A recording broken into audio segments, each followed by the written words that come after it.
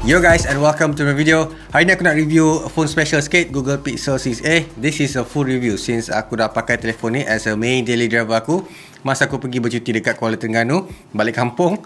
And then aku pairkan dengan a few devices, contohnya macam aku punya TicWatch 3 Pro tu untuk detect aku punya heartbeat and aku punya blood oxygen, and a few exercise kalau aku exercise lah. Korang perlu tahu juga, aku review telefon ni sebagai perspektif orang yang selalu pakai flagship tau. So ni is the cheapest option untuk dapatkan Google Tensor, dia punya software and camera performance lah kan.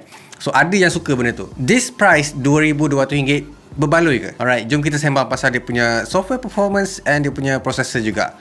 So dekat sini Google pakai Google Tensor. First pakai dekat flagship chip dia sendiri, lepas tu dia first pakai dekat telefon yang murah. Tapi ada a few differences dekat sini.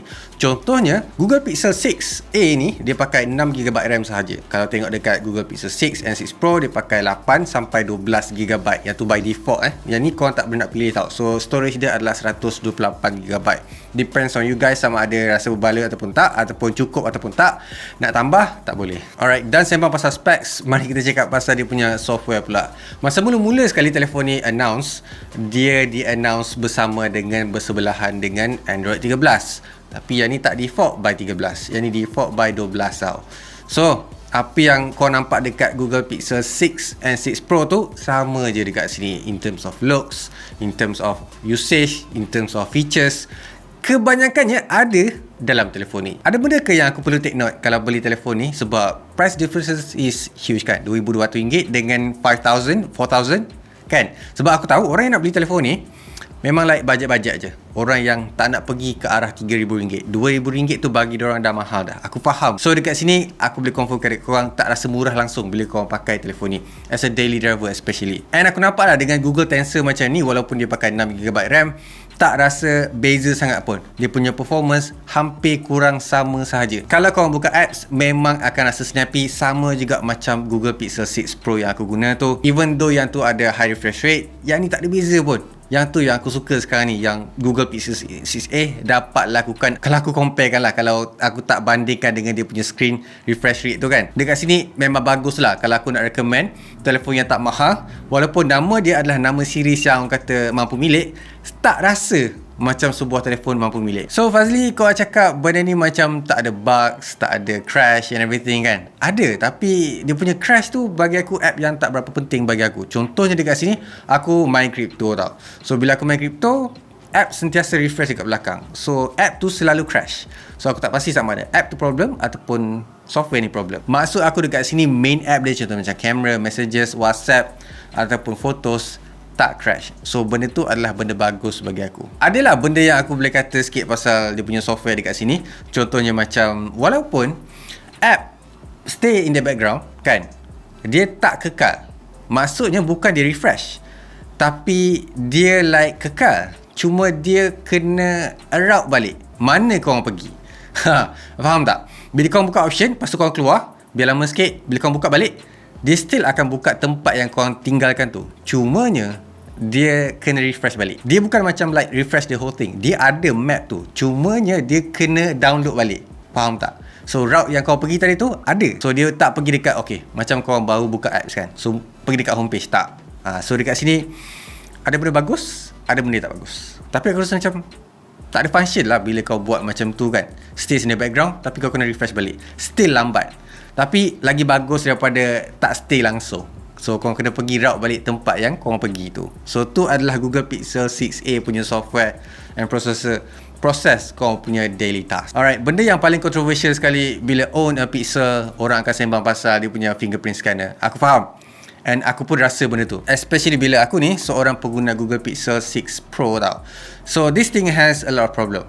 Bukan maksud a lot of problem, dia ada masalah fingerprint scanner dia tak berapa laju sangat. Bukan tak berapa nak laju je, dia error dia banyak sangat. Dia sampai tahap menyusahkan better guna password.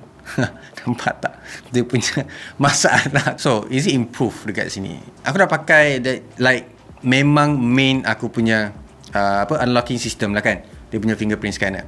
Kalau tak, aku pakai password. So dia ada dua je pilihan dekat situ. Dia tak ada face unlock Face ID memang dia tak ada confirm dekat sini. Aku boleh kata dia improve.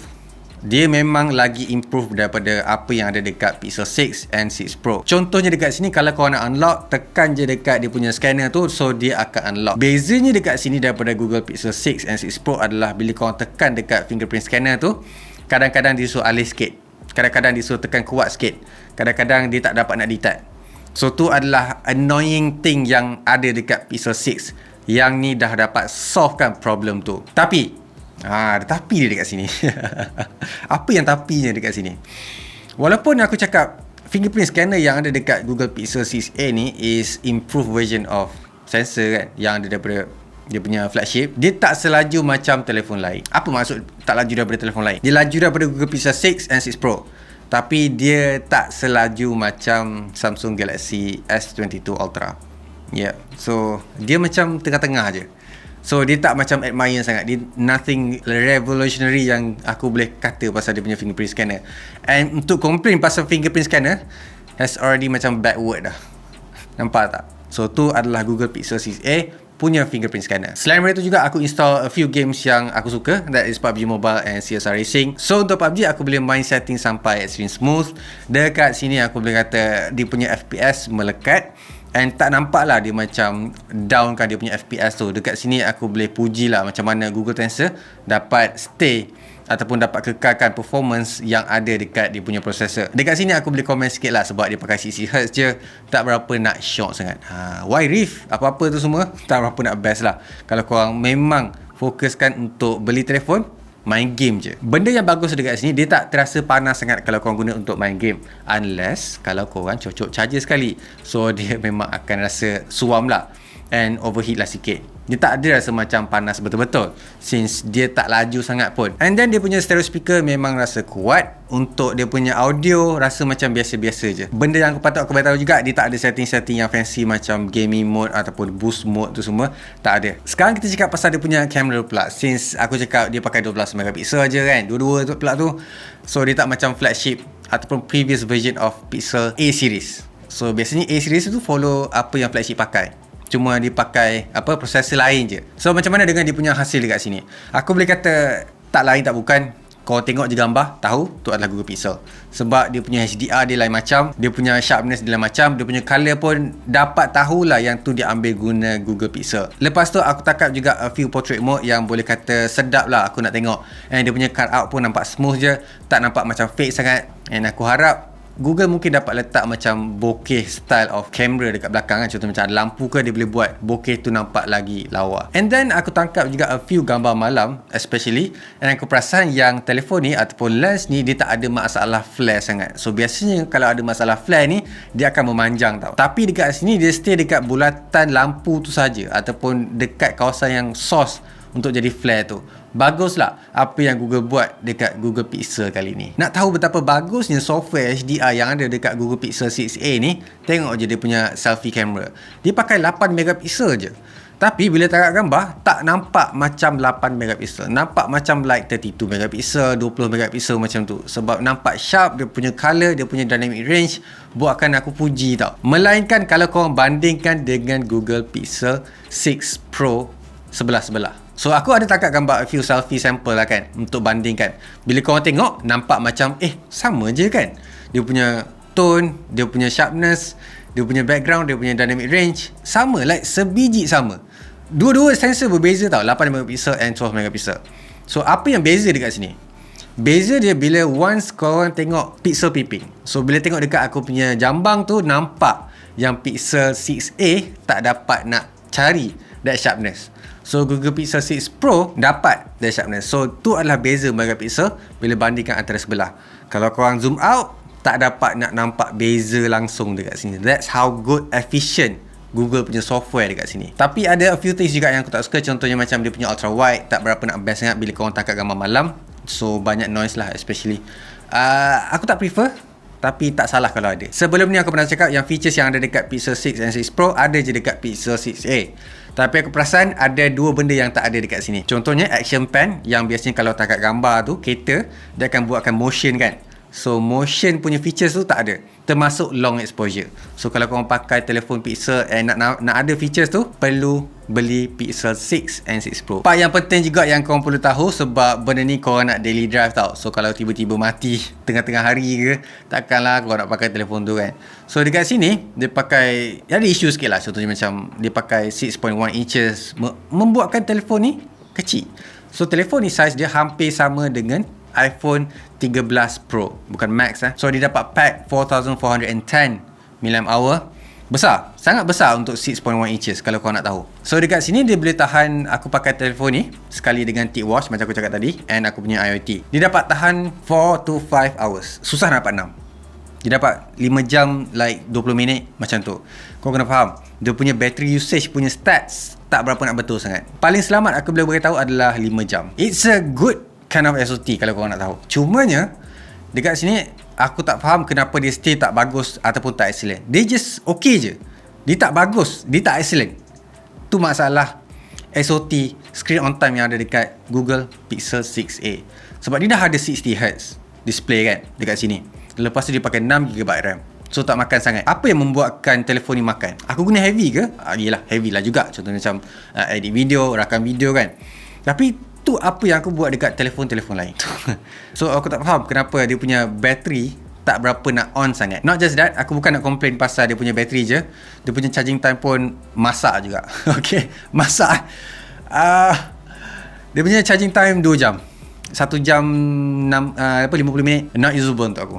Sebab aku charge, aku sentiasa cabut dapat 60%, 80%. Tak macam telefon lain, Samsung ke, Realme ke, Xiaomi ke, itu sekejap je, less than 1 hour. Tapi yang ni almost 2 hours. Lepas tu ingat tak aku cakap telefon ni bateri dia besar tau, and nipis.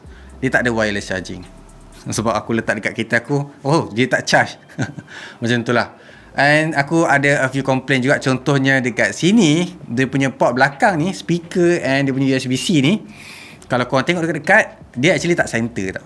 Maksud aku tak center, dia punya bawah and atas ni, dia tak tengah-tengah. So kalau korang ada OCD, akan trigger lah. Aku pun rasa macam trigger dah yang ada dekat Google Pixel 6a ni. Aku tak pakai benda ni soft sangat. Dia still dah jatuh dah sekali dekat mamak tengah makan. Level aku punya waist yang tak pecah, tapi nampak lah dia punya dent dekat bawah tu. So dekat sini bagus lah bila dia letak glass belakang dia plastik, tak pecah. Tak perlu nak risau. Negative thing pasal dia punya belakang ni, bila korang pakai plastik, dia mudah salah. Tu je. Okay, sebab dia boleh kikis mudah. Dia tak macam protective layer bila korang pakai sebuah glass. Tapi yang glass mudah pecah. So untuk RM2,200 berbaloi ke? Aku tak rasa ya untuk part aku. Untuk korang, aku tak pasti. Kalau korang fokuskan dekat dia punya software and dia punya kamera, yes, go on. Tapi kalau korang fokuskan dekat korang punya kerja, contoh macam sentiasa buka apps, scrolling, multitasking, nak laju, everyday hustle, aku tak rasa telefon ni sesuai untuk korang. Tu je yang aku boleh kata. Plus, kalau korang selalu on call, tak ada VoLTE dekat mana-mana telco. So, tu adalah aku punya full review untuk Google Pixel 6a dekat sini. Apa pendapat korang? Berbaloi ke? Kalau korang rasa berbaloi, beritahu dekat bawah. Tapi kalau korang rasa tak berbaloi, beritahu juga dekat komen dekat bawah. Aku nak tahu apa pendapat korang. Untuk orang yang memang nak sangat-sangat features yang ada dekat kamera Google Pixel ni ataupun dia punya software, boleh pakai telefon ni. Aku recommend.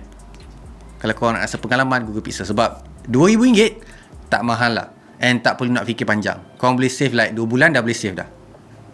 Alright, macam biasa guys, leave a like, subscribe, so some keep smiling, and I'll see you guys on my next video. Bye.